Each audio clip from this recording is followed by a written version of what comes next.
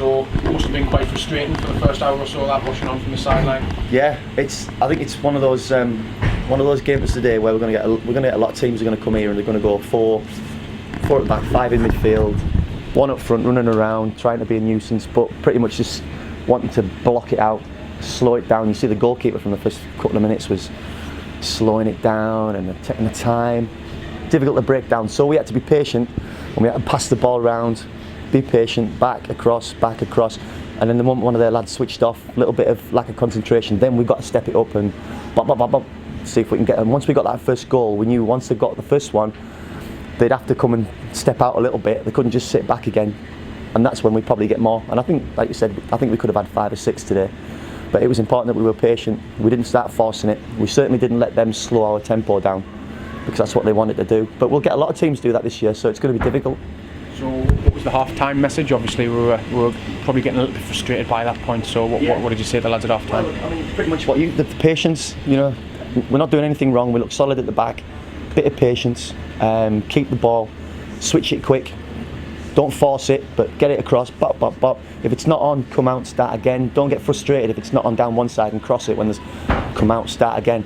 Because as you shift it across, they've got a shuffle, somebody might get pulled out of a position, then we pounce on that little bit of space with Sparky in the middle, you know, Anderson in the middle, that little gap.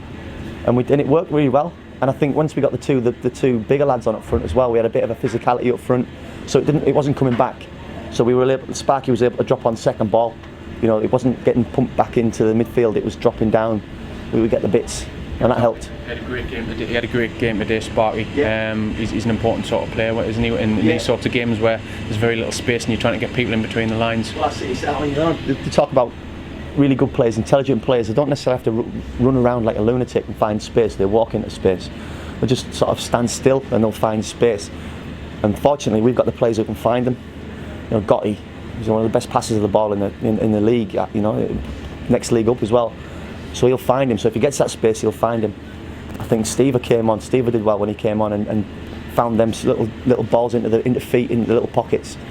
But yeah, I'd still like us to finish a few more chances off. I think we created a lot of chances and missed a few. We got round the back a couple of times and where we could be squaring it across and picking people out, and we didn't. It got blocked or it got cut out or we didn't get past the first man. But there's a lot of good signs. It's just putting it all together. But the clean sheet's an important thing for me as well, confidence-wise for the team. Absolutely. Sparky were getting a load of plaudits after the game, but Rafferty made a big save at 0-0 as well. They had one chance the whole of the first half, and he had to step up at that point. Well, those sort of things get forgotten. Once you get the second one, the third one, we should have got the fourth one, fifth one, but they kind of get forgotten. But it's a big hinging point in the game. If they get that one, their heads are up. We're like, how have we let them score? It's a different game. 2-1 makes it a completely different game. So it was a massive save, that. And those sort of goals they are likely because it's comfortable. So your concentration, you just switch off for a second and somebody doesn't do something that they should do. They don't clear the lines or they switch off or they lose concentration for a second and they get that chance and they take it. And it might be the only chance they get in the whole game, but it changes the whole sort of feeling of the match. You know, you become uncomfortable. 2-0 we're comfortable. We let one in, a sloppy one, it becomes edgy. And then anything could happen when you've got big lads that are just going to lump it forward. And so, but we'll come across that a lot this year. Brilliant. Thanks very much.